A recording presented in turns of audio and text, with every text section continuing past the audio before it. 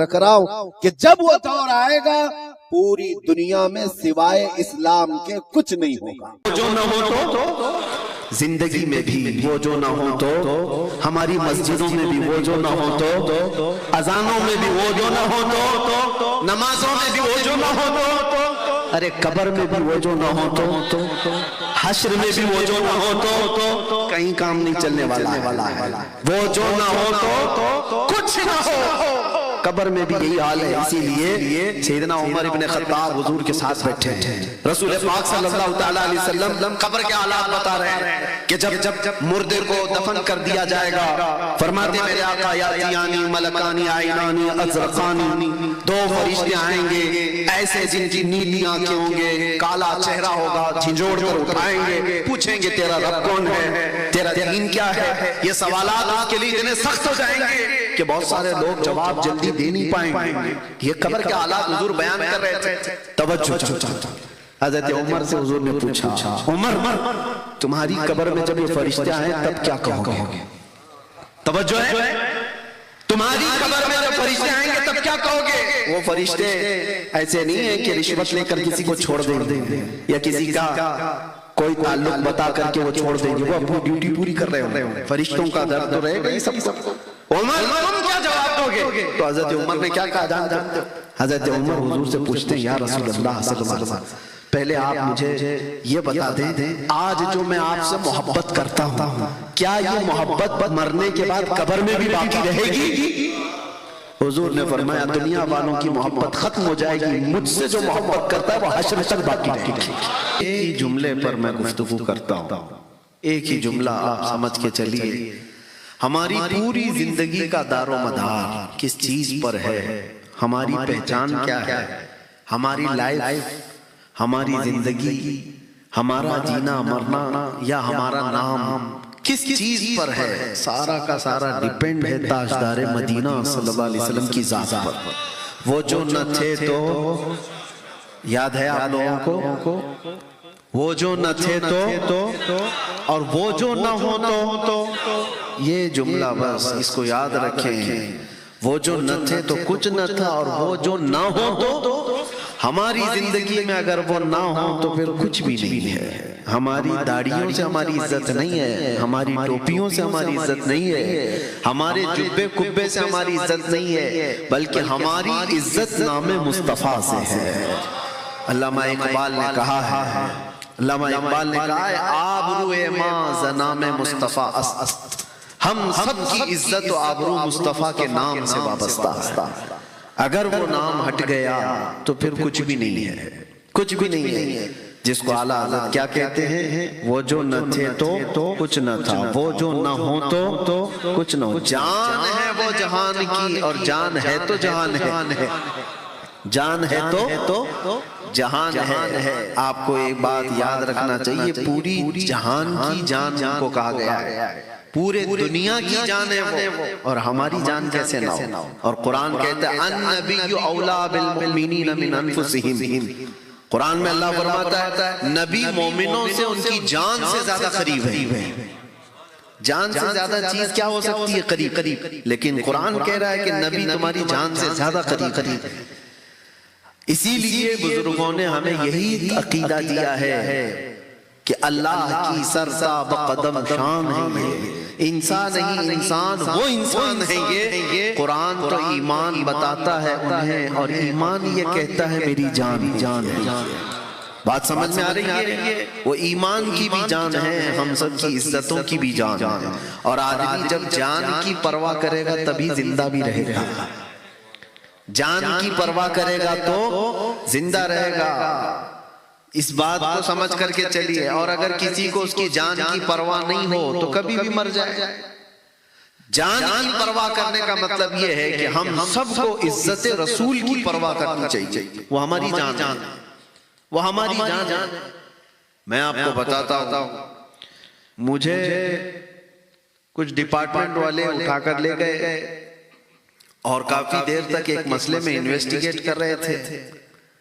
کہا کہ آپ اتنا زیادہ بیان میں جو ہے سختی کیوں لاتے ہیں؟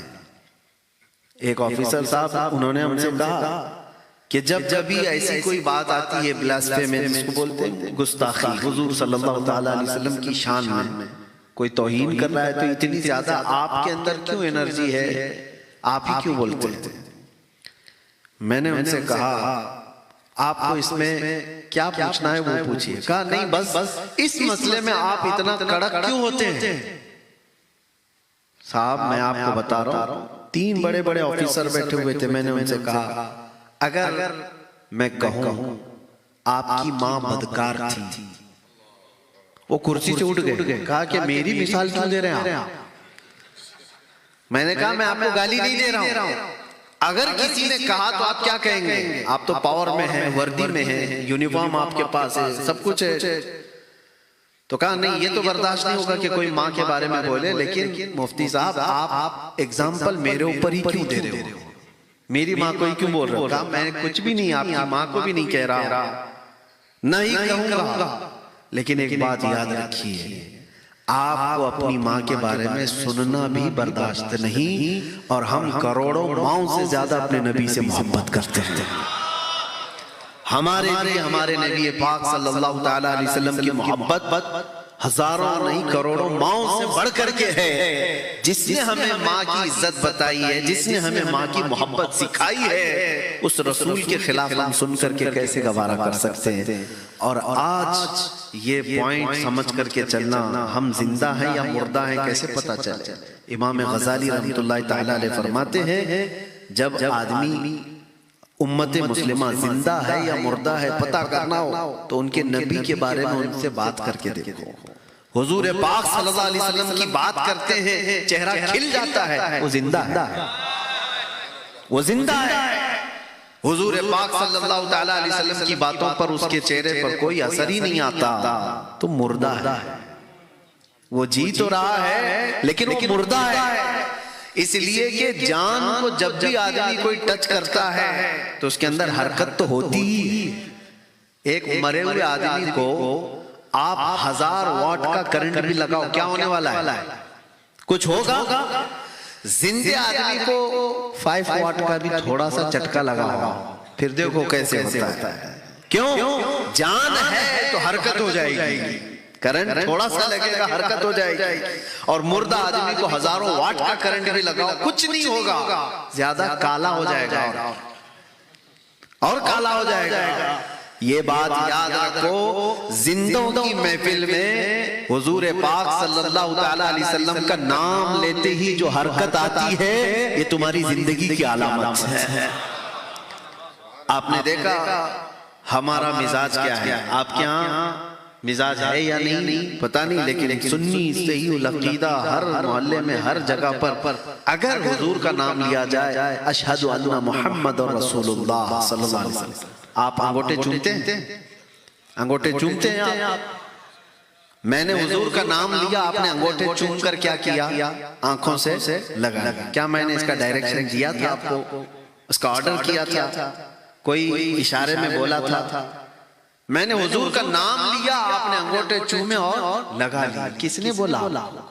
یہ ہاتھ جو ہے دیکھو آپ انسان کی فطرت میں ہے، کبھی گانے بجتے ہیں تو خود بخود ہاتھ ہلنے لگتے ہیں کچھ لوگوں کے، دھن اور میوزک آئے تو ہاتھ پیر ہلنے لگتے ہیں. انسان کی فطرت میں کچھ چیزیں ایسی غیر اختیاری ہے، اختیار سے نہیں کرتا، وہ نیچرل ہے.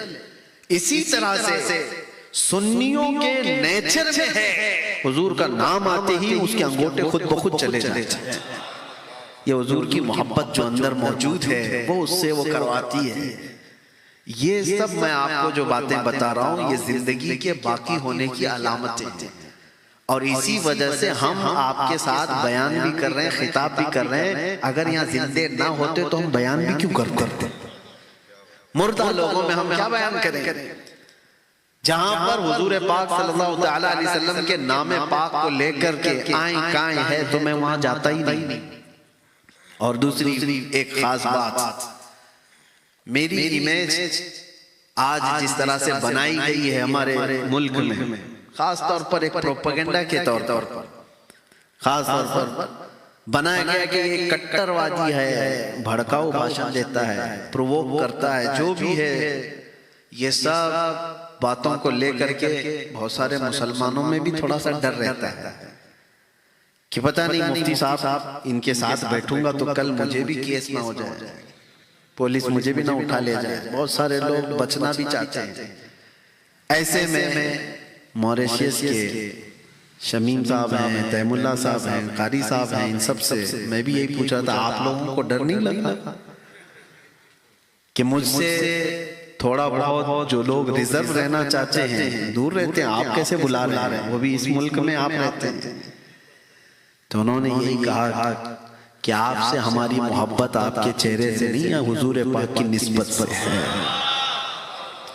اللہ کے نبی صلی اللہ تعالیٰ علیہ وسلم کی محبت کی وجہ سے ہے، اور اس جرم میں اگر ہم کو کوئی سزا ہوتی ہے تو اس سزا کا مزہ ہی الگ ہے۔ میرے عزیزو ایک بات یاد رکھو، ہر آدمی آج کمفرٹ زون میں جینا چاہتا ہے۔ کمفرٹ زون کا مطلب یہ ہے کہ وہ کوئی بھی تھوڑا سا اسٹرگل نہیں چاہتا۔ تو پھر میں کہتا ہوں اگر ذرا برابر بھی اسٹرگل نہیں کرنا ہے، مصیبت نہیں دیکھنا ہے، تو کربلا کی داستان سننا چھوڑ دو۔ غوث پاک کی کرامتیں بیان تو ہوتی ہیں، ان کی اسٹرگل والی لائف سننا چھوڑ دو، غریب نواز کا سفر سننا چھوڑ دو۔ کوئی زندگی ایسی نہیں ہے بزرگوں کی جنہوں نے اسٹرگل نہ کیا ہو۔ دین اسلام ہمیشہ قربانیاں مانگتا ہے، اور جو صرف حلوہ پراٹھے والا دین لے کے چلنا چاہتا ہے وہ تو کبھی بھی ڈاواں ڈول ہوگا۔ حالات جب ادھر کے ہو جائیں گے تو ادھر کے ہو جائے گا۔ اسی لیے ہمیشہ اپنے آپ کو اس بات کے لیے تیار رکھو، میرے دین اسلام پر چلنے کی وجہ سے پہلے تو اللہ کی بارگاہ میں دعائیں کریں کہ مولا کبھی مجھے آزمائش میں مت ڈال، میں امتحان کے قابل نہیں ہوں، میرا امتحان مت لے، لیکن اگر امتحان کی گھڑی آ گئی تو اے اللہ مجھے ہر مصیبت پر صبر کرنے کی توفیق دیتے۔ ہاں یہ نہیں کہ وہاں سے بھاگ گئے، جیسے ابھی میں بتا رہا تھا جیل کے حالات میں نے خود دیکھا، سال 2 سال جس کے جیل میں ہو جائے تو پھر وہ بہکی باتیں کرنے لگتا ہے، خدا کے خلاف، قرآن کے خلاف۔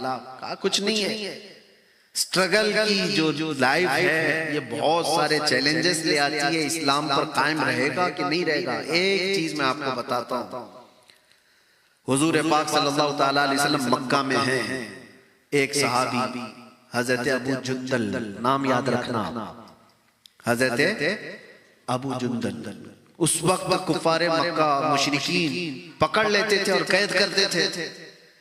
ابو جندل کو بھی قید کر لیا، مارتے تھے، روز مارتے تھے، تکلیفیں دیتے تھے، اور اس اثناء میں حضور صلی اللہ تعالیٰ علیہ وسلم ہجرت کر کے مدینے چلے گئے، اور یہ کافروں کی جیل میں رہ گئے۔ سوچو آپ، جرم کچھ بھی نہیں ہے، صرف اسلام لانے کی بنیاد پر ان کو جیل کے اندر رکھا گیا ہے، زنجیروں سے باندھ کر کے، چین سے، اور 6 سال گزر گئے تھے۔ اس کے بعد نبی پاک صلی اللہ تعالیٰ علیہ وسلم جب واپس عمرہ کے لیے آ رہے تھے، آپ کو تاریخ معلوم ہونا چاہیے، مکہ کے کافروں نے راستہ روک دیا۔ حضور صلی اللہ تعالیٰ علیہ وسلم سے کہا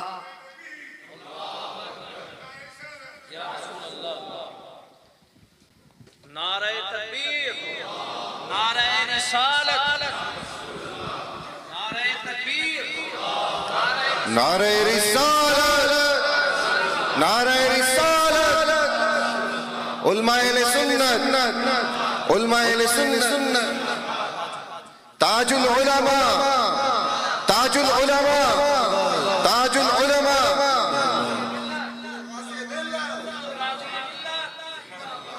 فیضان مخدوم اشرف، فیضان مخدوم اشرف، اولاد مخدوم اشرف، نعرہ تکبیر، نعرہ رسالت، نعرہ رسالت، اولاد غوث العالم، اولاد غوث العالم، نعرہ تکبیر، نعرہ رسالت، نعرہ تکبیر، نعرہ رسالت، حضور تاج العلماء، حضور غازی ملت، حضور غازی ملت، اولاد محدث اعظم، اولاد مخدوم اشرف، فیضان مخدوم اشرف، نعرہ رسالت۔ بار درود پاک پڑھ لیتے ہیں. اللہم صلی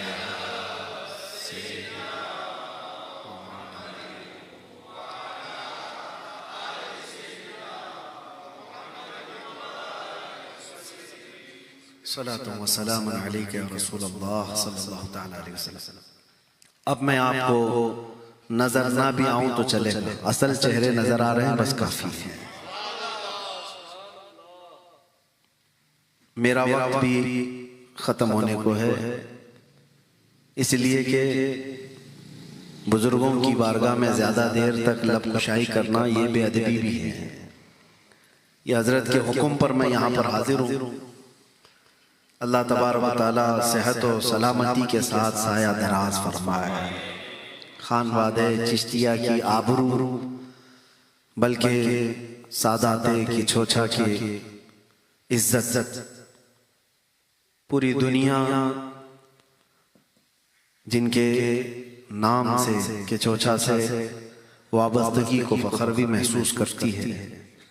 اللہ تبارک و تعالی اس گلے گلزار ہاشمیت کو سلامت رکھے.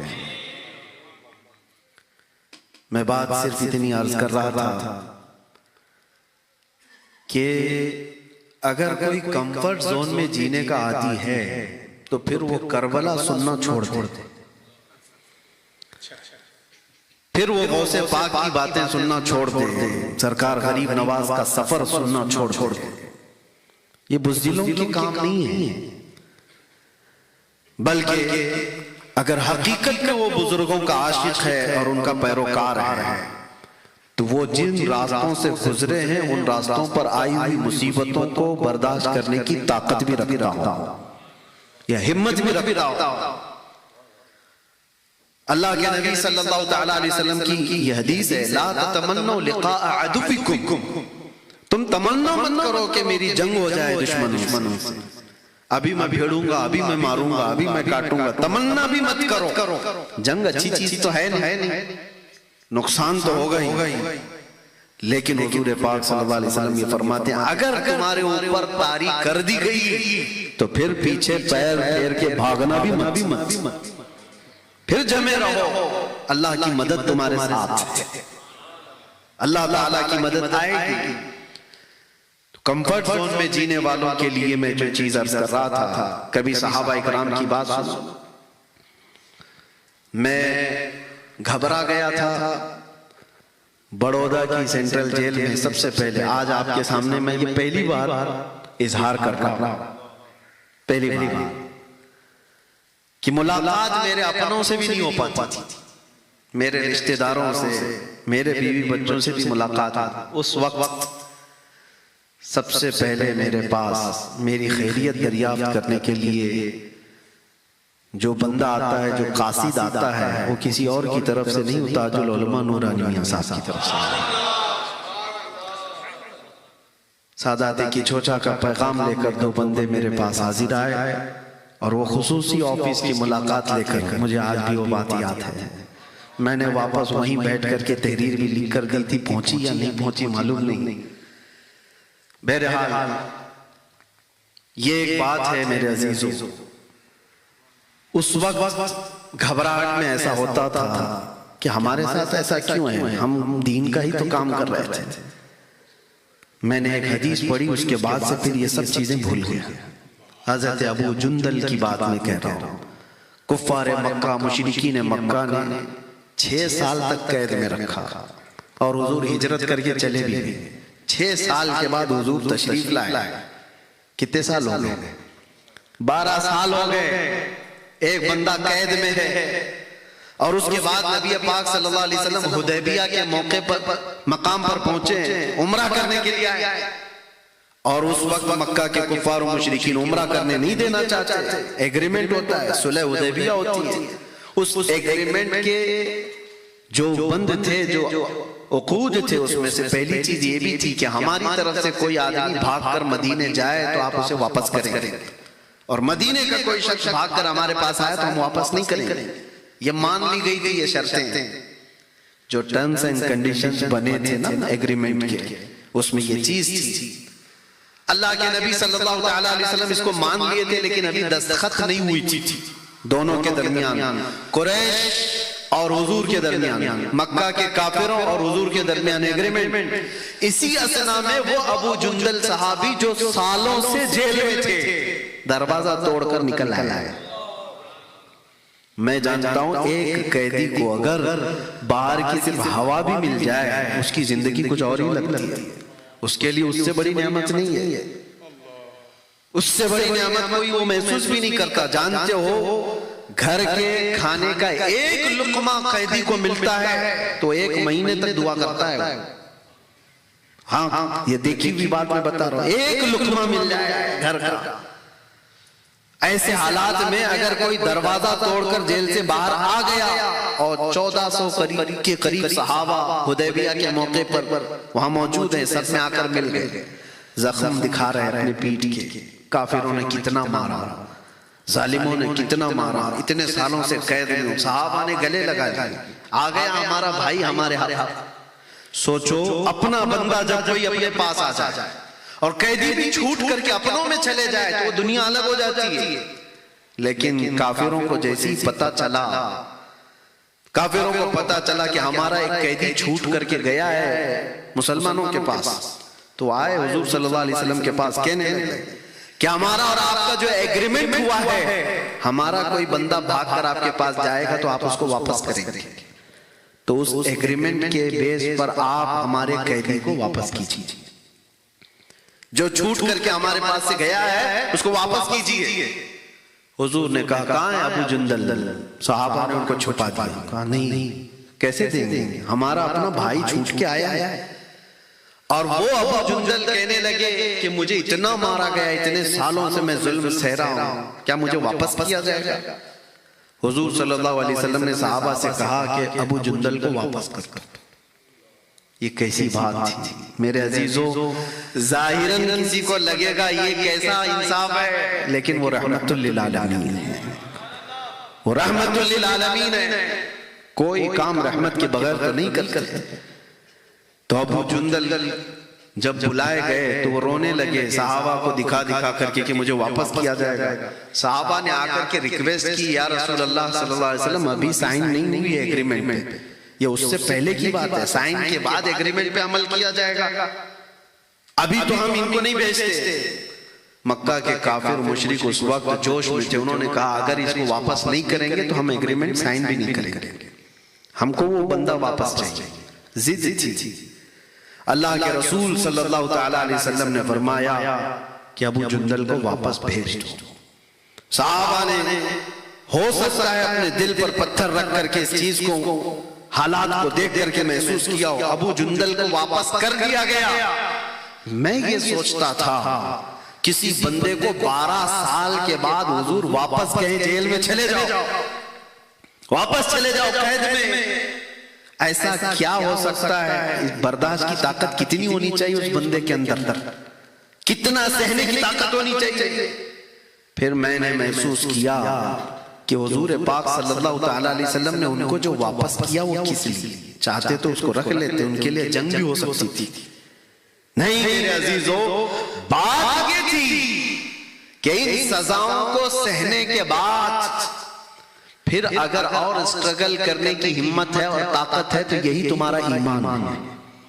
اور یہاں بات جیل کی اور سزا کی نہیں تھی، اللہ کے نبی صلی اللہ علیہ وسلم نے فرمایا لا یؤمن احدکم حتی یکون ہواہ تبعا لما جئت بہ، اس وقت تک تم میں سے کوئی مومن نہیں ہو سکتا جب تک کہ اپنی خواہشات کو میری مرضی کے مطابق نہ کرنا۔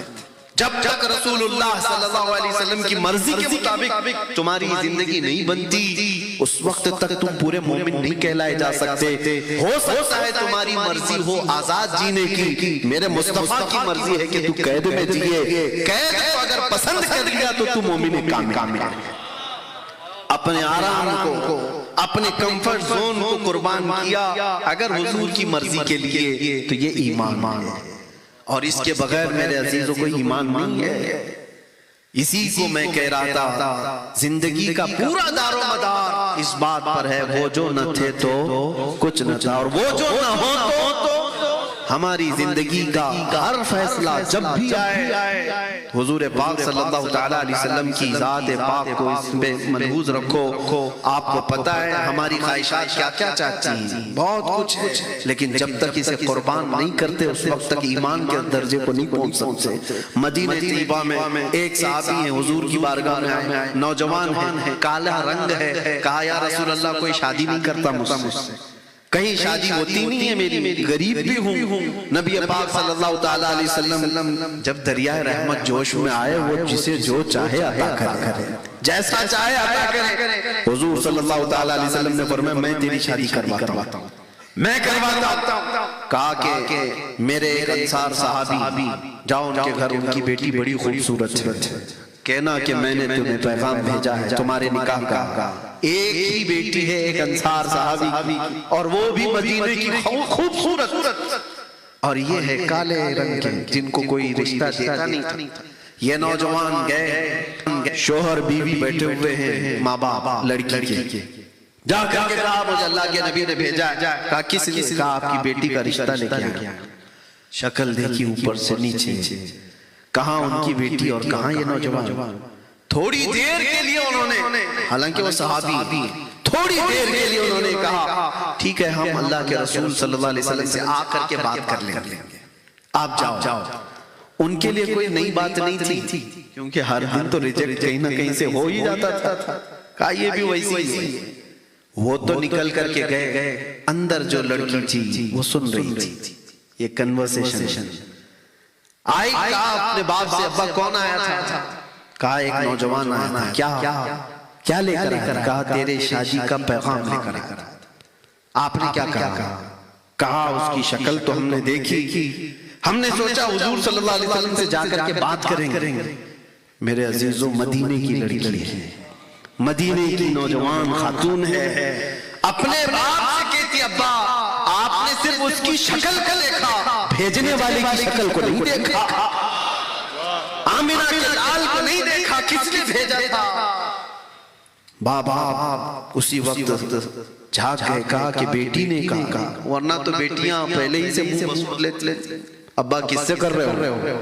وہ مدینے کی صاحبزادی تھی. کہا ساحری شکل و صورت آپ نے کیوں دیکھا؟ یہ دیکھا ہوتا کہ اللہ کے نبی نے بھیجا ہے. اپنی خواہشات کو قربان کرنا اس کو کہتے ہیں ایمان. اور وہ گئے، حضور کو ابھی سنا ہی رہے تھے وہ نوجوان کہ ریجیکٹ ہو گیا ہے. گیا تھا ان کی لڑکی پوچھنے کے لیے، ان کے ہاؤ بھاؤ سے تو لگ رہا ہے کہ وہ دینے والے نہیں ہیں، یا پھر آپ سے بات کرنے کے لیے انہوں نے ٹال دیا ہے. ابھی یہ بات چل رہی تھی، لڑکی کے ماں باپ دونوں دوڑتے دوڑتے آئے بارگاہ مصطفیٰ صلی اللہ علیہ وسلم. عرض کیا یا رسول اللہ ابھی وہ امی فدا خطا ہو گئی ہماری، ہم تاخیر سے جواب دے رہے ہیں، ہم بھی راضی، ہماری بیٹی بھی راضی ہے. آپ نکاح فرمائے. جانتے ہو اللہ کے نبی صلی اللہ علیہ وسلم نے مسجد نبوی میں نکاح فرما دیا. اسی دن نکاح ہوا. نوجوان سے کہا جاؤ کچھ سامان خرید کر کے لاؤ جہیز کا، گھر بسانے کے لیے. اب اس نوجوان کو بھیجا گیا سامان خریدنے کے لیے، گھر بسانے کے لیے. اسی وقت جنگ کا اعلان ہوا تھا. تبل بج گئے کہ اچانک مشرکین نے حملہ کیا ہے مدینے میں. سب صحابہ نکل رہے ہیں. یہ نوجوان جس کی آج شادی ہوئی ہے، یہ اپنے گھر کا سامان خریدنے کی بجائے جنگ کا سامان خریدنا شروع کیا. تلوار خریدی، بھالا خریدا، نیزہ خریدا، تاکہ ان کے پاس زندگی میں کبھی گھوڑا نہیں تھا وہ خریدا. لوہے کی زیرہ جو پہننے کا انہوں بڑا شوق تھا وہ خریدی، ٹوپی خریدی لوہے کی. سب ایک پیسہ بھی نہیں بچایا، سب خرید لیا. کوئی ان سے کہتا کہ آج جنگ ہو رہی ہے، تھوڑا سا جنگ کا سامان خرید لیتے اور باقی شادی کے لیے رکھ لیتے. نہیں، یہ وہ لوگ ہیں جن کے لیے قرآن کہتا ہے من المؤمنین رجال صدقوا ما عاهدوا اللہ علیہ. یہ وہ لوگ ہیں، سارا سامان جنگ کا خریدا. میدان جنگ میں پہنچ بھی گئے. جنگ چل رہی ہے گھماسان کی. اللہ کے رسول صلی اللہ علیہ وسلم دور بیٹھے منظر دیکھ رہے تھے. اپنے کچھ صحابہ کو بلایا اور کہا کہ ایک نوجوان بڑی بہادری سے لڑتا ہوا نظر آ رہا ہے, کون ہے یہ؟ صحابہ اس کے پیچھے لگ گئے. دیکھ کر کہا کہ یا رسول اللہ یہ مدینے کا نہیں لگتا, ہم میں سے تو کوئی ہے نہیں, ہم اس کو نہیں پہچانتے, کوئی اور ہوگا.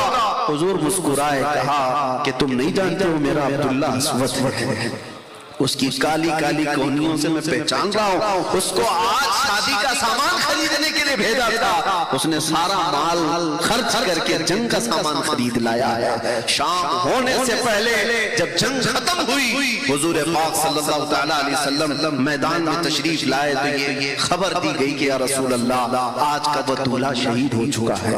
اللہ اکبر. وہ جو نوجوان جس کی آج شادی ہوئی ہے میدان جنگ میں سویا ہوا ہے. جب نبی پاک وہاں سے گزر رہے تھے وہاں بیٹھ گئے اور عبداللہ اسود کا چہرہ لے کر اپنی گود میں رکھا اور ان کے چہرے سے دھول کو صاف کیا اور پھر یہ آیت پڑھنے لگ گئے, من المؤمنین رجال صدقوا ما عاہدوا اللہ علیہ. مومنوں میں سے کچھ لوگ ہیں جنہوں نے اللہ سے کیا ہوا وعدہ پورا کر کے دکھا دیا کہ وہ ایمان کی اعلیٰ مثال ہے.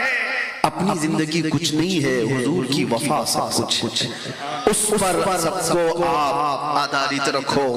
ایک صحابی انس بن نزیر, ہمارے سارے رشتے میرے عزیزوں ایک بات یاد رکھنا, میں نے جملہ شروع کیا تھا کہاں سے, وہ جو نہ ہو تو, سارے رشتوں میں اس بات کو یاد رکھنا, وہ جو نہ ہو تو وہ ماں بھی کچھ نہیں لگتی, باپ بھی کچھ نہیں لگتا, بیٹا بھی کچھ نہیں لگتا اگر رشتہ حضور سے نہ ہو.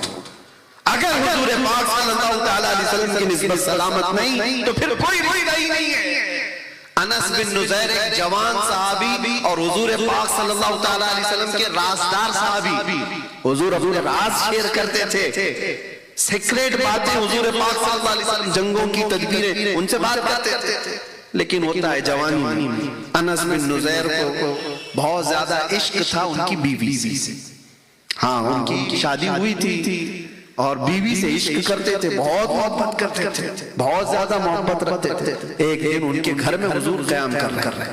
مکہ سے ایک قاصد آیا, کچھ پیغام لے کر کیا ہے, جنگ کی تیاری چل رہی ہے, مکہ والے فلاں پلاننگ کر رہے ہیں. ایک خط تھا, ایک لیٹر تھا جو حضور صلی اللہ تعالیٰ علیہ وسلم کو مکہ کے قاصد نے لا کر دیا.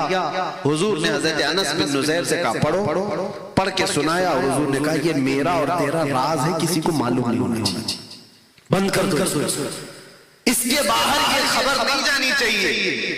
کہا یا رسول اللہ صلی اللہ علیہ وسلم آپ کی عزت کی سلامتی, آپ کے راز کی سلامتی میری جان سے بڑھ کر کے. حضور تشریف لے گئے. جب رسول پاک چلے گئے بیوی اندر سے آتی ہے, کہتی ہے انس اللہ کے رسول صلی اللہ تعالیٰ علیہ وسلم گھر میں آئے تھے, کیا بات چل رہی تھی؟ تو انس بن نزیر نے کہا بات جو بھی چل رہی تھی وہ میں بتا نہیں سکتا, میرا اور رسول اللہ کا مسئلہ. بیوی نے کہا تم مجھ سے اتنا عشق کرتے ہو, اتنی محبت کرتے ہو, کیا مجھے شیئر نہیں کر سکتے؟ کہا نہیں, اس میں کوئی شیئر نہیں, یہ حضور پاک صلی اللہ تعالیٰ علیہ وسلم کی بات ہے. تو بیوی نے ہنس کر کے کہا نہیں بتاؤ تو نہیں بتاؤ, میں نے سن لیا ہے پوری بات, دیوار کے پیچھے سے میں نے سن لیا ہے, مکہ کا قاصد آیا ہے, جنگ کی پلاننگ اس میں لکھی ہوئی ہے, لیٹر آپ نے پڑھ کے سنا ہے, میں سن لیا. اتنا سننا تھا, انس بن نزیر کھڑے ہو گئے اور سیدھے اپنی بیوی کا گلا پکڑ لیا, سیدھے گلا پکڑ لیا. کہا اس وقت تک نہیں چھوڑوں گا جب تک میرے مصطفیٰ نہ کہتے. گلا پکڑ کر گردن پکڑ کر لے کے چلے حضور پاک صلی اللہ علیہ وسلم کے پاس. نبی پاک صلی اللہ تعالیٰ علیہ وسلم نے دیکھا کیا ہوا, اپنی اس سب سے زیادہ محبت کرنے والی بیوی کو پکڑ کر کے لائے. حضور نے پوچھا کیا ہوا؟ کہا یا رسول اللہ اس لیے لے کر کے آیا, آپ کا حکم تھا کہ میرا راز کسی پر افشا نہ کرے, میں نے کوئی افشا نہیں کیا, لیکن غلطی سے اس نے سن لیا ہے دیوار کے پیچھے سے. اگر آپ کا حکم ہو تو گلا دبا دو اور راز ختم ہو جائے گا. یہ جو انفارمیشن لیک ہو رہی ہے بند ہو جائے گی, ختم ہو جائے گا. اگر آپ کا حکم ہو. حضور پاک مسکرائے, کہا نہیں انس, جیسے تم میرے صحابی ہو تمہاری بیوی بھی میری صحابیہ ہے, وہ بھی راز کی حفاظت کرے گی, چھوڑ دو. اور انہوں نے ہاتھ چھوڑ دیا اور پھر مسکرا کر اپنی بیوی سے ملتے ہیں. جیسے پہلے عشق تھا ویسی ہی عشق ہے، لیکن جب بات نبی پاک کی آئے تو پھر کوئی رشتہ ہی نہیں ہے. وہ جو نہ تھے تو کچھ نہ تھا، وہ جو نہ ہو تو سارے رشتوں کا اسی بات پر اثر آپ کو دیکھنے کو ملے تو وہ ایمان ہے، وہ ایمان ہے. اور اگر آپ دوسرے رشتوں کو اہمیت دیتے ہو، دوسری باتوں کو اہمیت دیتے ہو، جیسے کہ امام غزالی نے جو فرمایا مردہ ہیں یا لوگ زندہ ہیں یہ دیکھنا ہو تو ان کے سامنے اپنے نبی کی بات کر کے دیکھو. اگر ان کے چہرے کھل جاتے ہیں تو کرنٹ لگا ہوا ہے اور زندگی ہے ان کے اندر. اور اگر کوئی حرکت ہی نہیں ہوتی تو جیسے میں نے کہا مردے کو 1000 واٹ کا کرنٹ بھی لگاؤ حرکت نہیں ہوگی، ہو سکتا ہے اور کالا ہو جائے، جل کے اور کالا ہو جائے. حضور پاک کی محبت کی بات زندوں میں کی جائے تو حرکت آتی ہے. اسی لیے نعرے ہمارے یہاں لگتے ہیں زیادہ، حرکت ہماری یہاں زیادہ ہوتی ہے. کیوں؟ یہ زندگی کی علامت ہے اور اللہ کرے کہ یہ زندگی ہمیشہ سلامت رہے. میرے عزیزو یہ اگر چھوٹ گئی تو کچھ بھی نہیں ہے، کچھ بھی نہیں ہے. اسی جملے پر میں گفتگو ختم کروں گا، زیادہ بزرگوں کا وقت میں نہیں لوں گا. بس وہ جو نہ ہو تو سو تو نہیں رہے آپ لوگ، ابھی اصل زندگی آپ کو دیکھنی ہے، باقی ہے. میں جگانے آیا ہوں تھوڑی دیر کے لیے، میں فیلڈ بنا دوں تاکہ اس میں اچھے بیج بوئے جائیں اور اچھی فصل بھی آپ کو دیکھنے ملے. آپ اس بات کو پھر سے دوہرائیں، وہ جو نہ ہو تو زندگی میں بھی وہ جو نہ ہو تو ہماری مسجدوں میں بھی وہ جو نہ ہو تو اذانوں میں بھی وہ جو نہ ہو تو نمازوں میں بھی وہ جو نہ ہو تو ارے قبر میں بھی وہ جو نہ ہو تو حشر میں بھی وہ جو نہ ہو تو کہیں کام نہیں چلنے والا ہے. وہ جو نہ ہو تو کچھ نہ ہو. قبر میں بھی یہی حال ہے. اسی لیے سیدنا عمر ابن خطاب حضور کے ساتھ بیٹھے ہیں. رسول پاک صلی اللہ تعالیٰ علیہ وسلم قبر کے حالات بتا رہے ہیں کہ جب مردے کو دفن کر دیا جائے گا فرماتے میرے آقا یاتیانی ملکانی عینانی ازرقانی، 2 فرشتے آئیں گے ایسے جن کی نیلی آنکھیں ہوں گے، کالا چہرہ ہوگا، جھنجھوڑ کر اٹھائیں گے، پوچھیں گے تیرا رب کون ہے، تیرا دین کیا ہے. یہ سوالات اس کے لیے اتنے سخت ہو جائیں گے کہ بہت سارے لوگ جواب جلدی دے نہیں پائیں گے. یہ قبر کے حالات حضور بیان کر رہے تھے. توجہ. حضرت عمر سے حضور نے پوچھا عمر تمہاری قبر میں جب یہ فرشتے آئیں تب کیا کہو گے؟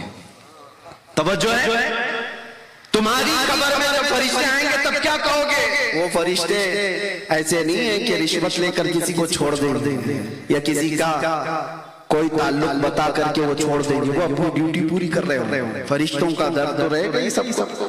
عمر تم کیا جواب دو گے؟ تو حضرت عمر نے کیا کہا جانتے ہو؟ حضرت عمر حضور سے پوچھتے ہیں یا رسول اللہ صلی اللہ علیہ وسلم پہلے آپ مجھے یہ بتا دیں آج جو میں آپ سے محبت کرتا ہوں کیا یہ محبت مرنے کے بعد قبر میں بھی باقی رہے گی؟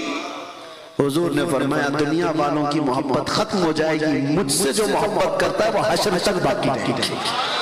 قبر میں بھی باقی رہے گی، حشر میں بھی باقی رہے گی. تب حضرت عمر فاروق جھومنے لگ گئے اور کہا یا رسول اللہ اگر یہ محبت باقی رہے گی تو قبر میں جو بھی ہوگا میں نپٹ لوں گا، جو بھی ہوگا میں نپٹ لوں گا. کیوں یا رسول اللہ؟ صحابہ کا یہ نعرہ تھا کل مصیبت بعدک جلل یا رسول اللہ، اے اللہ کے رسول اگر آپ ہمارے ساتھ ہیں تو پھر ہر مصیبت چھوٹی ہے، ہر مصیبت ہلکی ہے.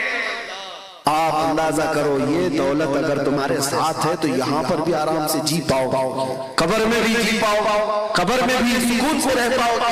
اور حشر کی بات تو حشر کی ہے، عرش حق ہے مسند رفعت رسول اللہ کی، دیکھنی ہے حشر میں عزت رسول اللہ کی. آپ اللہ کے نبی صلی اللہ تعالیٰ علیہ وسلم سے بے حد محبت کرتے ہیں. دنیا میں جب محبت کرتے تھے تو اسی لیے قیامت کے دن بھی بے فکر وہ رہے گا بندہ. یہ ایک بات یہ بھی بتا دوں وہ جو نہ ہو تو سمجھ میں آ رہی ہے بات، وہ جو نہ ہو تو آپ کو پتہ ہے قبر میں جو سوالات ہوتے ہیں یہاں تو مجھے آج پہلی بار یہ اتفاق ہے نقطہ دان نقطہ رساں ایسے خطیب کے سامنے جہاں پتہ نہیں ہماری آنکھیں کھولنے سے پہلے ان کی زبان بہت کھلی ہوئی تھی. زندگی میں ہماری آنکھیں بھی نہیں کھلی تھی جب آپ کی زبان کھلی ہوئی تھی اور پوری امت کو بیدار کر رہے, جگا رہے تھے. میں چھوٹی سی بات آپ کے سامنے عرض کر رہا ہوں. قبر میں 3 سوالات ہوتے ہیں, پتہ ہے آپ کو, اور یہ آلریڈی لیک ہیں. صاحب پتہ ہے کسی کو کوئی امتحان ایسا بھی ہوتا ہے جس کے کوشچن پہلے سے لیک ہو گئے, پہلے سے لیک ہے, اس کے باوجود بھی لوگوں کو پریشانی ہو سکتی ہے وہاں پر, تو یہ مت سمجھنا کہ رٹا مار کے جاؤں گا قبر میں جلدی جلدی بول لوں. بہت سارے تو وہ ہوں گے. قرآن میں رب تبارک و تعالیٰ نے ارشاد فرمایا نسوا اللہ فانساہم انفسہم, جو لوگ اللہ کو بھول گئے تھے اللہ ان کو اپنا آپ بھی بھلا دے گا. وہ اپنے آپ نہیں پہچان جائیں گے میں کون ہوں, اپنا نام بھی بھول جائیں گے لوگ جو لوگ اللہ کو بھولے ہوئے تھے. خیر سوالات کیا ہیں پتہ ہے نا؟ من ربک, تمہارا رب, جواب دے سکتے ہیں تمہارا رب کون؟ سوال کیا ہے وہ مجھے بتائیے. میں جواب نہیں پوچھ رہا ہوں, کیا سوال کرنے والے فرشتے تمہارا رب کون تھا پوچھیں گے یا کون ہے؟ پھر سے بولیے تمہارا رب, ہاں قبر میں یہی پوچھیں گے تمہارا رب کون ہے. اور دوسرا سوال ہے ما دینک, تمہارا دین کیا, یہ نہیں پوچھتے تمہارا دین کیا تھا, کیا پوچھا جا رہا ہے تمہارا رب کون ہے اور تمہارا دین کیا ہے. یہ 2 سوال تو ٹھیک ہے, قبر میں ہر ایک سے ہی پوچھا جا رہا ہے. تیسرا سوال ڈیفرنٹ, ما کنت تقول فی حق ھذا الرجل, حضور کو دکھا کر کے پوچھیں گے ان کے بارے میں کیا کہتا تھا. یہ نہیں ابھی کیا کہتا ہے, ارے پہلے جیسے 2 سوالات تھے, تیرا رب کون ہے, تیرا دین کیا ہے, اور یہ کون ہے, اتنا ہی پوچھ لیتا. فرشتے اتنا پوچھ لیتے حضور کو دکھا کر یہ کون ہے. ارے وہاں اچھے بڑے بڑے رمضان بھی مان لیں گے وہ جلجل کو دیکھ کر, لیکن فرشتوں کو اس سے مطلب نہیں. آپ کیا کہتا ہے اس سے مطلب نہیں ہے, یہ بتا پہلے کیا کہتا تھا, زندگی میں کیا کہتا تھا وہ مطلب ہے. اسی لیے حضور پاک صلی اللہ علیہ وسلم کو دیکھ کر اس وقت سب کو پہچان لیں گے یہ کون ہے, لیکن فرشتوں کو اس جواب سے مطلب نہیں. اگر اس وقت فرشتے یہ پوچھتے یہ کون ہے تو جواب دیتا یہ اللہ کے رسول ہیں. نہیں, فرشتے کہتے بتا تو دنیا میں کیا کہتا تھا ان کے بارے میں. یہی سوال ہے جو ہماری پوری سنیت کو کھڑا کیا ہوا ہے. عاشق رسول طرف کر کہے گا اے فرشتوں یہ کون ہے تم پوچھ رہے ہو یا یہ پوچھ رہے ہو ان کے بارے میں کیا کہتا تھا, تو میں تو یہ کہتا تھا سرور کہو کہ مالک و مولا کہو تجھے, باغ خلیل کا گل زیبا کہو تجھے, اللہ رے تیرے جسم منور کی تابش اے جانے جامع جانے تجلا کہو تجھے, تیرے تو وصف عیب تناہی سے ہیں بری, حیران ہوں میرے شاہ میں کیا کیا کہو تجھے, لیکن رضان خانے سخنی سخن کر دیا, خالق کا بندہ خلق کا آقا کہوں تجھے. فرشتوں مجھ سے پوچھتے ہو میں دنیا میں کیا کہتا تھا, تو میں یہ کہتا تھا سب سے اعلیٰ وہ اولا ہمارا نبی, سب سے بالا وہ اعلیٰ, بجھ گئی جس کے آگے سبھی مشعلیں, شمع وہ لے کر آیا ہمارا نبی. فرشتوں میں یہ کہتا تھا حضور کے بارے میں خلق سے اولیاء, اولیاء سے رسل, اور رسولوں سے ہمارا نبی. ملک کونین میں انبیاء تاجدار, تاجداروں کا آقا ہمارا نبی, جس کے تلووں کا دھون ہے حیات ہے وہ جانے مسیحا ہمارا نبی. اے فرشتوں دنیا میں میں یہ کہتا تھا, میں یہ کہتا تھا کون دیتا ہے دینے کو منہ چاہیے, دینے والا ہے سچا ہمارا نبی. دنیا میں میں یہ کہتا تھا اے فرشتوں, میں دنیا میں یہ کہتا تھا جس طرح اٹھ گئی دم میں دم آ گیا اس نگاہ عنایت پہ لاکھوں سلام. میں دنیا میں ان کے بارے میں یہ کہتا تھا ہاتھ جسم تو اٹھا غنی کر دیا موجے بحر سماحت پہ لاکھوں سلام. میں دنیا میں ان کے بارے میں یہ کہتا تھا جس کے ماتھے شفاعت کا صحرا رہا, زبین سعادت پہ لاکھوں سلام. سنیوں تمہارے خزانے میں کسی چیز کی کمی نہیں ہے. جب حضور کے بارے میں پوچھا جائے گا تو بتانا ہی ہے، بتانا ہی ہے، بتانا ہی ہے. ختم نہ ہو اتنے تذکرے ہیں. بلکہ میں تو کبھی فخر سے یہ کہتا ہوں، فرشتے جب یہ پوچھیں گے قبر میں کیا کہتا تھا، ہم یہ کہیں گے اب تو پائے ناز سے اے فرشتوں کیوں اٹھوں، مر کے پہنچاؤں یہاں اس دل ربا کے واسطے. مر کے پہنچا ہوں یہاں اس دل ربا کے واسطے. حضور کو دیکھنے کے لیے مرنا پڑا. بس میری گفتگو آج کی ختم ہے. وہ جو نہ تھے تو اور وہ جو نہ ہو تو اس بات کو لے کر کے چلو پوری زندگی میں. اور اپنے بچوں کو اگر کوئی صحیح چیز دے سکتے ہو دنیا میں تو ٹوائز کا گفٹ نہیں، اور بڑے بڑے گھر جائیداد کا گفٹ نہیں. میں نے دیکھا ہے ابھی 2 دن پہلے کی بات میں آپ کو بتاؤں. میرے پاس ایک صاحب آئے، کروڑوں کی جائیداد ہے اور 3 بیٹے ہیں، جس میں سے 2 بیٹے باپ پر کیس کیے ہوئے. ہاں وہ باپ نے جیسے جائیداد کمائی میں جانتا ہوں، بہت بڑی جائیداد کا مالک ہے، کروڑوں نہیں اربوں کا، اور بٹوارا ہو رہا ہے. اور اس میں 3 بیٹوں کو باپ نے بانٹ کے بھی دیا. ایک بیٹے کے حصے میں نہیں جانتا 100 کروڑ سے بھی زیادہ کی جائیداد آئی. اس کے باوجود تھوڑی سی انہونی کیا ہوئی، باپ کو کورٹ میں گھسیٹ لیا. ایک اور کیس 1 مہینے پہلے، ایک باپ پیشاب کی تھیلی لگایا ہوا ہے اور ڈائلیسس بھی اس کا، ڈائلیسس سے 2.5 سال سے جوجھ رہا ہے اور پیشاب کی تھیلی لے کر کے وہ موجود ہے. 5 بیٹے اور 3 بیٹیاں کچھ ہیں. یہ مسئلہ ہمارے پاس بھی آیا اور باپ مرنے کے قریب ہے. کروڑوں کی جائیداد اس کی بھی ہے. 2 بیٹیاں اور 1 بیٹا مل کر کے باپ کو کورٹ لے کے گئے رجسٹریشن کے لیے. وہ پیشاب کی تھیلی پکڑ کے کورٹ میں گھوم رہا ہے رجسٹرار کے پاس کہ اس بیٹے کو اتنا لکھوانا، اس بیٹے کو. باپ کی ہمت دیکھ کر کے بعد میں پتا چلا کہ مجبوراً اس کو ٹارچر کر کے بیٹے لے کر کے گئے. ابھی کیا سوال کر کے دو، مر جاؤ گے کل تو پھر جھگڑے ہو جائے. پیشاب کی تھیلی پکڑا ہوا اپنے بیٹوں کی جائیداد لکھوانے گھوم رہا ہے. میں یہ بات کہنا چاہتا ہوں، تم جتنا بھی دے دو دنیا کی جائیدادیں، اولاد کبھی خوش نہیں ہو سکتی. اگر سب سے بڑا گفٹ کچھ دے سکتے ہو، عشق مصطفیٰ کی دولت دے. ایک بار اپنے نبی پاک کی محبت ان کے سینے میں ڈالو، پھر دنیا کچھ بھی نہ دو. تمہارے بستر پر سونے کے وقت بھی یہ تمہاری اولاد سر جھکا کر تمہارے سامنے کھڑی رہے گی. تم اللہ کے نبی کی محبت ان کے سینے میں ڈالو، اللہ تعالیٰ تمہاری محبت ان کے دلوں میں ڈالتا ہے. اللہ کریم کہنے سننے سے زیادہ عمل کی توفیق عطا فرمائے. اور رب تبارک و تعالیٰ اس جلسے پاک کو ہمارے لیے نجات کا ذریعہ بنائے. اور حضور غازی ملت، حضور تاج العلماء، ان تمام بزرگوں کا سایہ دراز فرمائے. ان کے لبہائے ناز سے نکلے ہوئے الفاظ سے امت کو اللہ نفع عطا فرمائے.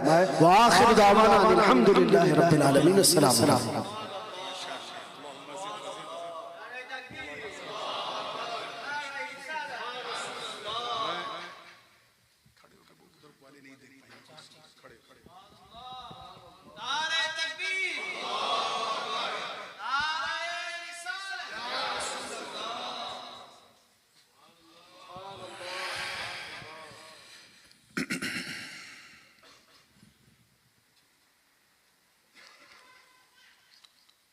الحمد لله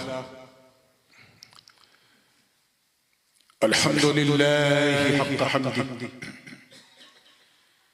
والصلاة والسلام على من لا نبي من بعده سيدنا ومولانا محمد المصطفى صلى الله تعالى عليه وسلم وعلى آله وصحبه وأزواجه وعطرته. أما بعد فأعوذ بالله من الشيطان الرجيم. بسم الله الرحمن الرحيم. ورضوان من الله أكبر. صدق الله العلي العظيم. وبلغنا رسوله النبي الأمين الأمي الكريم. ونحن على ذلك لمن الشاهدين والشاكرين والحمد لله رب العالمين. بارگاہ رسالت والے رسالت انتہائی عقیدت و محبت کے ساتھ جھوم جھوم کر اپنے اسی مخصوص اور محبوب موریشن انداز میں درود پاک پڑھنے ہیں. اللہم صلی علی سیدنا محمد وعلی آل سیدنا محمد وبارک. میں جانتا ہوں کہ رات کافی ہو گئی، بات بھی کافی ہو گئی، اور ہم لوگوں کو آنے میں اتنی تاخیر ہوئی ہے کہ مجھے پورا اندازہ ہے کہ نعت بھی کافی. مجھ سے پیشتر بھی آپ نے اہل سنت کی ایک انتہائی گرجتی اور برستی ہوئی آواز، محب گرامی محافظ ناموس رسالت حضرت علامہ مفتی سلمان اظہری صاحب قبلہ کو سنا. آج ان کا پہلا دن ہے، ابھی سفر سے تھکے آج ہی آئے ہیں. تو سمجھئے کہ آج کوارٹر فائنل تھا، کل semi final, last but not the least پرسوں انشاءاللہ آئی سی سی میں فائنل. میں جانتا ہوں کہ میں ایک ایسے موقع پہ کھڑا ہوا ہوں جہاں اس وقت کسی کو نورانی کی نہیں بلکہ بریانی کی ضرورت ہے. کافی تاخیر ہو گئی، بالکل بریانی تیار ہوگی، ابھی ابل رہی ہوگی. بہرکیف میں جو لوگ نعت سننے کی خواہش مند ہیں، تیم اللہ صاحب کو آپ سنا دیجئے گا کبھی تفصیل سے. آج موقع بالکل نہیں ہے. اچھا چلیں دو تین شعر صرف سن لیں. اللہم صلی علی سیدنا محمد وعلی آل سیدنا. میں اس سفر میں خاص طور سے نعت پڑھنے میں ان نعتوں کا انتخاب کر رہا ہوں جسے کبھی میں 10 سال پہلے یا 15 سال پہلے یا 20 سال پہلے پڑھا کرتا تھا. انہی میں سے ایک بڑی مشہور نعت ہے کہ اس ہاشمی مکی مدنی مطلبی کے، اس ہاشمی مکی مدنی مطلبی کے، اس ہاشمی مکی مدنی مطلبی کے، اس ہاشمی مکی مدنی، اس ہاشمی مکی مدنی مطلبی کے، چرچے ہیں دو عالم میں رسول عربی، چرچے ہیں دو عالم میں رسول عربی کے. اور اہل حضرات بڑی معذرت کے ساتھ لیکن حق ہے تو کہوں گا کہ اے علم تیرا تاج سجائے ہے بخت لو بخت لو، اے علم تیرا تاج سجائے ہے بخت لو، اے علم تیرا تاج،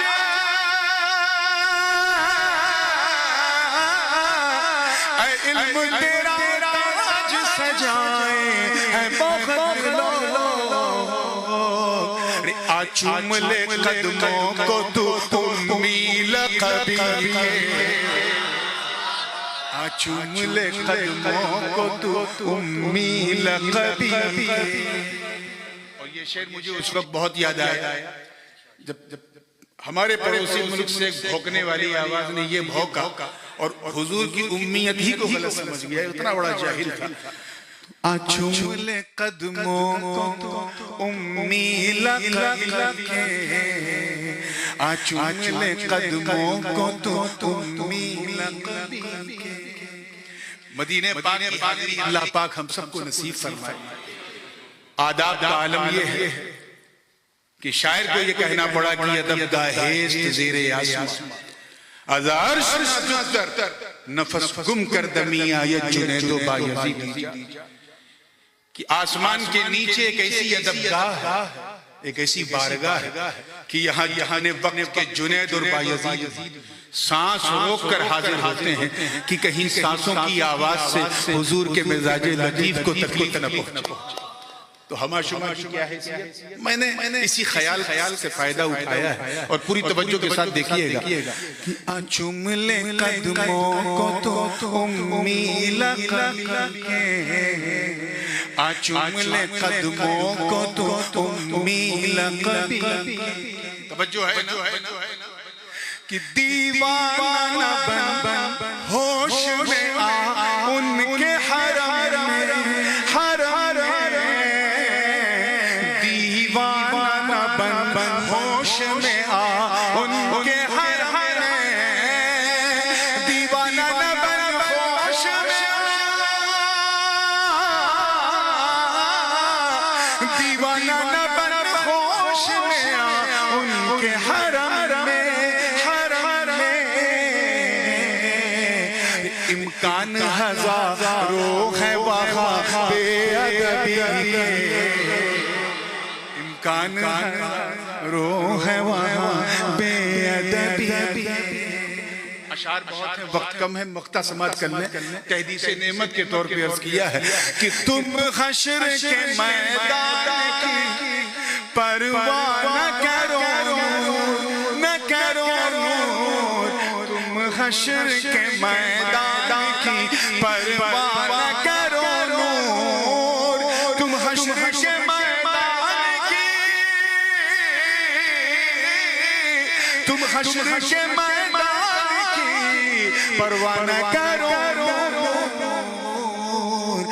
بیٹے ہو مقدر سے جو عالی نسبی کے، بیٹے ہو مقدر سے جو، اس میں میرا کچھ نہیں ہے اسی لیے میں نے کہا مقدر سے، بیٹے ہو مقدر عالی نسبی کے، بیٹے ہو مقدر سے جو عالی نسبی کے۔ پھر درود پاک پڑھ لیں، اللہم صلی علی سیدنا محمد وعلی آل سیدنا محمد وبارک وسلم۔ Without any further delay, because we already got delayed from our scheduled time, Indian railway کی طرح آج ہمارا جلسہ بھی اپنے ایکچول ٹائم سے تھوڑا ڈیلے چل رہا ہے، اور اتنا ڈیلے ہو گیا کہ میک اپ کرنا بھی ممکن نہیں ہے۔ تو جو بھی میرے ہاتھ میں وقت ہے میں اس میں اپنی بات کو سمیٹوں گا تاکہ نورانی اور بریانی کے درمیان فاصلہ لمبا نہ رہے۔ میں نے ایک آیت مبارکہ کریمہ طیبہ طاہرہ کہ ایک خوبصورت حصے کی تلاوت کی۔ اللہ پاک کا ارشاد والا شان ہے، وَرِضْوَانٌ مِّنَ اللَّهِ أَكْبَرُ، اور اللہ کی رضا سب سے بڑی ہے، سب سے عظیم، سب سے مہان ہے۔ اللہ کی خوشنودی، the pleasure of Almighty Allah is supreme than anything else۔ ایک سعادت مند اسٹوڈنٹ، اچھا اسٹوڈنٹ اسی کو کہتے ہیں جو اپنی محنت اور لگن سے اپنے استاذ کو راضی کر لے۔ ایک لائق اور سعادت مند بیٹا بھی اسی کو کہتے ہیں جو اپنی خدمت سے اپنے ماں باپ کو راضی کر لے۔ ایک وفا شعار خدمت گزار مرید بھی اسی کو کہتے ہیں جو اپنی خدمت سے اپنے پیر کو راضی کر لے۔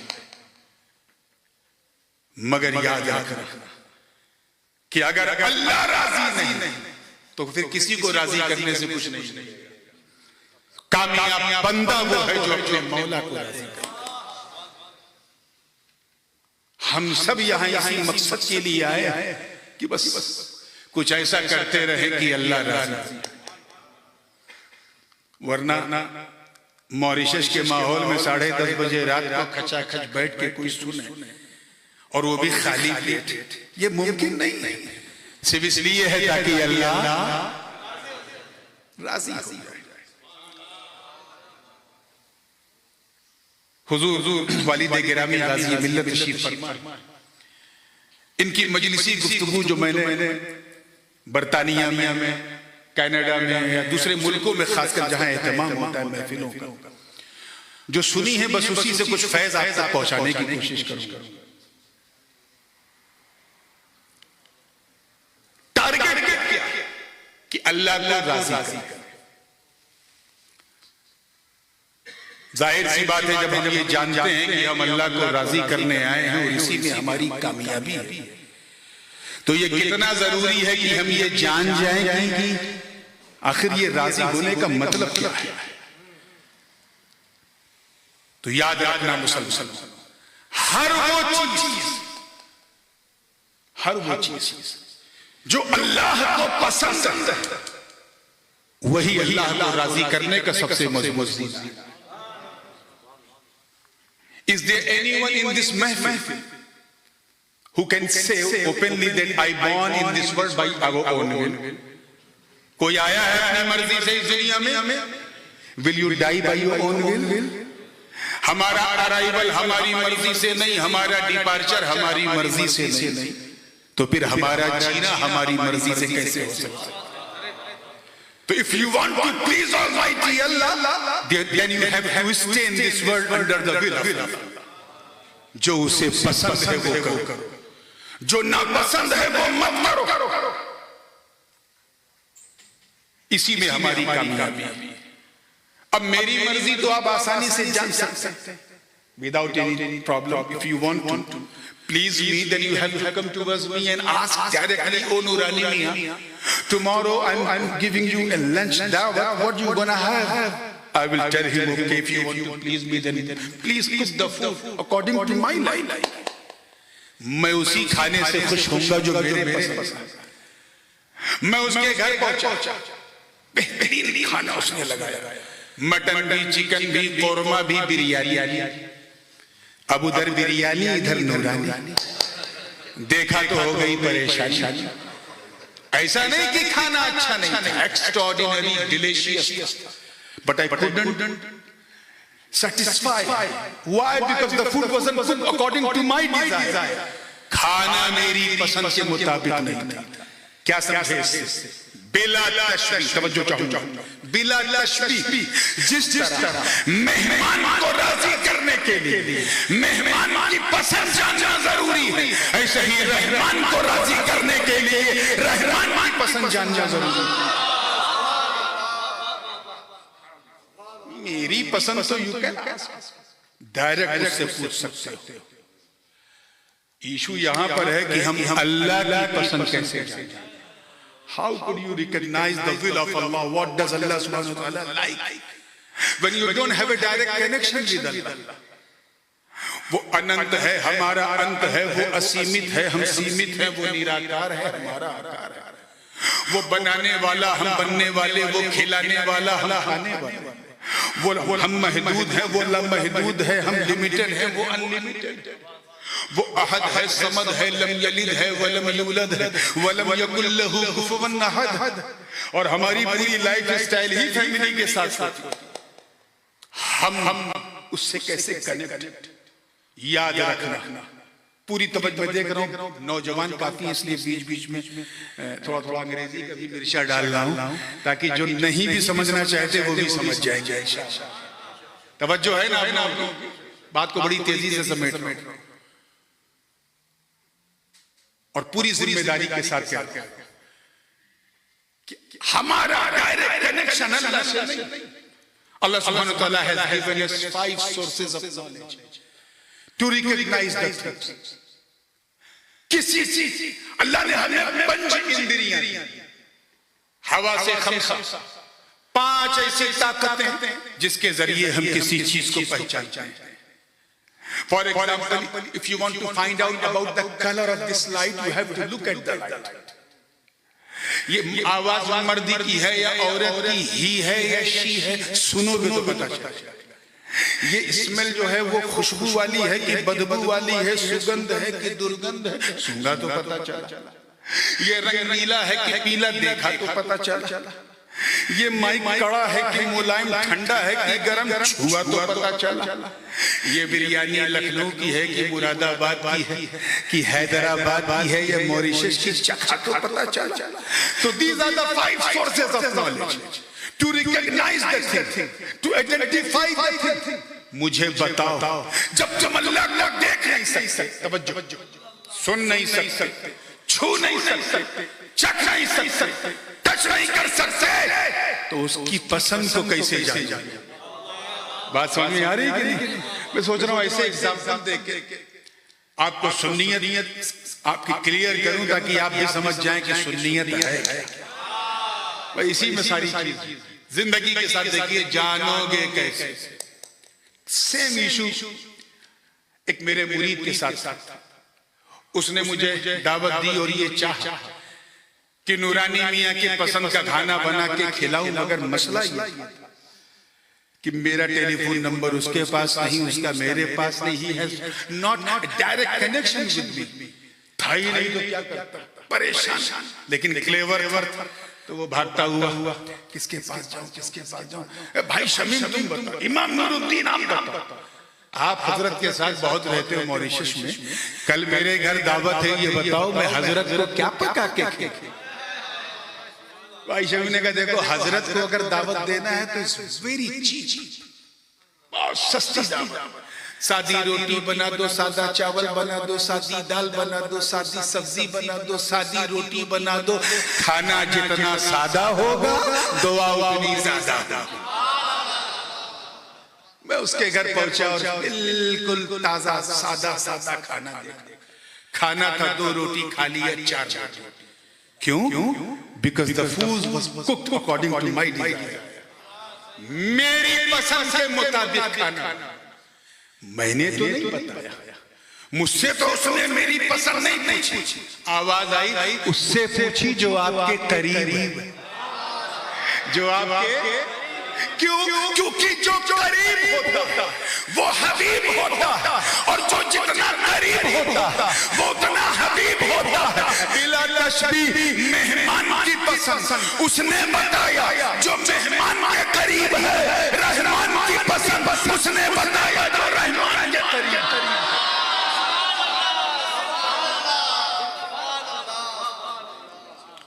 اور جو رحمان کے قریب ہیں وہی تو سارے جگت کے حبیب ہیں، یعنی احمد مصطفیٰ محمد مصطفیٰ روحی فدا ہو صلی اللہ علیہ وسلم نے فرمایا اللہ کو راضی کرنا ہے تو اپنی حساب سے اسے راضی مت کرو، اپنی پسند کے اکارڈنگ اسے راضی مت کرو، اسے نہیں پسند ہے اللہ کو راضی کرنا ہے تو شراب مت پیو، اللہ کو نہیں پسند ہے، ڈرگز مت لو، اللہ کو نہیں پسند ہے، اسمیکنگ مت کرو، اللہ کو نہیں پسند ہے، انجیکشن مت لو، اللہ کو نہیں پسند ہے، نشہ آور چیزیں استعمال مت کرو، اللہ کو نہیں پسند ہے، جوا مت کھیلو، اللہ کو نہیں پسند ہے، گیمبلنگ مت کرو، اللہ کو نہیں پسند ہے۔ اللہ کو راضی کرنا ہے تو نماز پڑھو، اللہ کو پسند ہے، روزہ رکھو، اللہ کو پسند ہے، حج کرو، اللہ کو پسند ہے، زکوٰۃ دو، اللہ کو پسند ہے، نیکیاں کرو، اللہ کو پسند ہے، خیرات کرو، اللہ کو پسند ہے۔ حضور فرما رہے ہیں صلو، نماز پڑھو لیکن اپنی مرضی سے نہیں، صلو کما رأیتمونی اصلی، جیسے میں نماز پڑھتا ہوں ویسے پڑھو، جب تم ایسے پڑھو گے تو میری سنت بھی ادا ہوگی، مولا کی عبادت بھی ادا ہوگی۔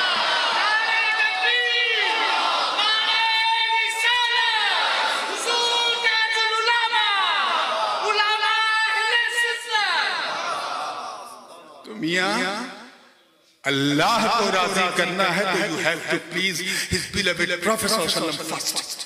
You have to take the دامن of رسول اللہ صلی اللہ علیہ وسلم first. اور یہ بات میں خطابت کی رو میں نہیں کہہ رہا ہوں۔ ایک بات بتائیے، میرے لیفٹ سائڈ پہ میرے والد گرامی تشریف فرما ہے، رائٹ سائڈ پہ حضور محافظ ناموس رسالت مفتی صاحب بیٹھے، اگر میں آپ سے کہوں، میں جانتا ہوں کہ کسی کو اردو 30% آتی ہے، کسی کو 40%، کسی کو 50%، کسی کو 100% سمجھ میں آتی ہے لیکن بولنے میں 20%۔ میں اس لیے آسان مثال دینے کی کوشش کر رہا ہوں، اگر میں آپ سے اردو میں کہوں کہ یہ دونوں حضرات زیادہ حقدار ہیں کہ ان دونوں کو راضی کیا جائے. بات راضی کی چل رہی. مفتی صاحب دیکھیے راضی تو آپ کہیں گے بالکل صحیح, grammatically you have said truly صحیح. جب ذات دو ہے, حق دو کا ہے, تو راضی بھی دو کو کرو. لیکن اگر میں ایسی اردو بولوں کہ یہ دونوں حضرات زیادہ حقدار ہیں کہ اسے راضی کیا جائے, انہیں نہیں, not both, just one. حق دو کا, راضی ایک کو کر, کام چلے گا؟ بالکل نہیں. یہاں تو خیر ماحول نہیں ہے, پتہ نہیں لوگ ڈر جاتے ہیں. لیکن ہمارے انڈیا میں جب کوئی نعت شریف پڑھتا ہے تو لوگ نظر پیش کرتے ہیں. خوش وہی ہوتا ہے جس کی پاکٹ میں نظر آتا ہے, دوسرا نہیں ہوتا. آپ شاعر صاحب سے اگر نظر ہدیہ دیں گے, گفٹ دیں گے, تو شاعر خوش ہوگا, مقرر نہیں ہوگا. کیوں؟ جسے ملا پلیجر اسی کو ملا, خوشی اسی کو. تو جب ایک کو راضی کرو گے تو دوسرا کیسے راضی ہوگا؟ If you want to please both, then you have to please both. دونوں کو راضی کرنا ہے تو پھر دونوں کو راضی کرو. ایک کو راضی کرنے سے دوسرا راضی, بولیے سمجھ میں آ گئی بات؟ اب آؤ نص قطعی قرآن پاک سے اللہ پاک کا ارشاد, اللہ ورسولہ احق ان یرضوہ, اللہ اور اس کا رسول زیادہ حقدار ہے کہ اسے راضی. گرامیٹیکلی اگر دیکھا جائے تو یہ ہونا چاہیے اللہ ورسولہ احق ان یرضوہما, اللہ اور اس کا رسول زیادہ حقدار ہے کہ ان دونوں کو راضی کیا جائے, دونوں نہیں. This is mentioned in Holy Quran. اللہ اور اس کا رسول زیادہ حقدار ہے کہ اسے, توجہ رہے, اسے یعنی ایک کو راضی کیا جائے. ہم سمجھ گئے اس پردے کے پیچھے کیا, مولا کو تو ہم ڈائریکٹ راضی کر نہیں سکتے, اس لیے مصطفیٰ کو راضی کر لو. جس نے نبی کو راضی کیا اس نے مولا کو راضی کیا.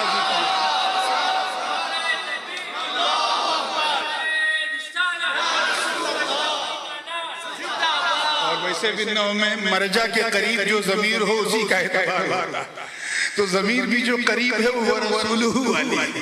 لیکن میں نے سوچا یہ باؤنسر نہ ہو جائے, اس لیے یہ مثال نہیں دیا.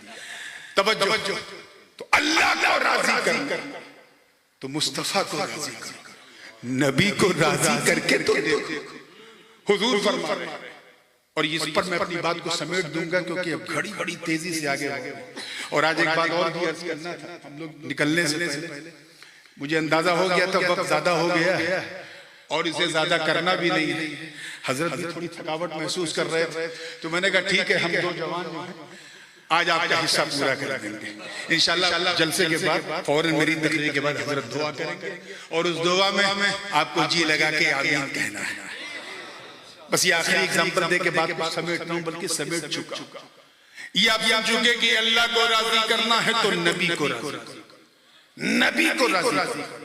حضور فرماتے ہیں احب اللہ لما یغبوکم من نعمہ, اللہ سے محبت کرو اس نعمت کے عوض جو اس نے تمہیں عطا کی. آگے فرمایا وَأَحِبُّونِي لِحُبِّ اللَّهِ, اور مجھ سے محبت کرو اللہ کی محبت کی وجہ سے. آگے فرمایا وَأَحِبُّوا أَهْلَ بَيْتِي لِحُبِّي, اور میرے گھر والوں سے محبت کرو میری محبت کی وجہ سے. Means if you want to love Allah subhanahu wa ta'ala because he has blessed with so many things, this is your right as a slave of Allah. But if you claim that you are loving me, تو سنو, اگر مجھے راضی کرنا مجھ سے محبت کرو اللہ کی محبت کی وجہ سے, اور اگر مجھ سے محبت کے دعوے دار ہو تو میرے بچوں سے. یاد رکھنا, جس طرح پوتے کو مارو تو دادا خوش نہیں ہوتا, نواسے کو کچھ کہو تو نانا خوش نہیں ہوتا, ایسے ہی اگر کسی سید پہ انگلی اٹھاؤ گے تو مصطفیٰ خوش نہیں ہوں گے, اور جب مصطفیٰ خوش نہیں ہوں گے تو خدا خوش نہیں ہوگا. تو کہنے سننے کو بہت تھی, میں اپنی بات کو بس اسی پہ ختم کر رہا ہوں کہ بس try to change your life style. ایک شکایت بار بار میرے پاس آ رہی تھی, نوجوانوں کی طرف سے کہ بالخصوص ہمارے Muslim youth they keep taking so many drugs and wine, وہ چیزیں جو نجس العین ہے ان کا استعمال کرتے ہو. کیسے مسلمان اپنے کردار و عمل کو بدلو اور انشاءاللہ صرف تمہاری اصلاح کے خاطر آنے والے 2 جلسے بالخصوص جو 8th of August Friday 8:30 PM sharp, you all be invited inshallah. ICC وہاں آنا ہے اور اپنے آپ کو بدلنے کی کوشش کرنا ہے. یہ اہل سنت کانفرنس ہے اور مولد النبی کی بزم ہے اور وہ بھی حضور کا 1500 سالہ جشن میلاد منایا جائے گا. ایسا سنو کہ دیکھنے والے کہہ دیں یہ سننے والے سنی نہیں بلکہ سنت والے سنی. مولا کریم ہم سب کو توفیق خیر عطا فرمائے. کھڑے ہو جائیں کچھ اعلان کریں گے, بیٹھے کچھ اعلان ہوگا انشاءاللہ, اس کے بعد پھر سب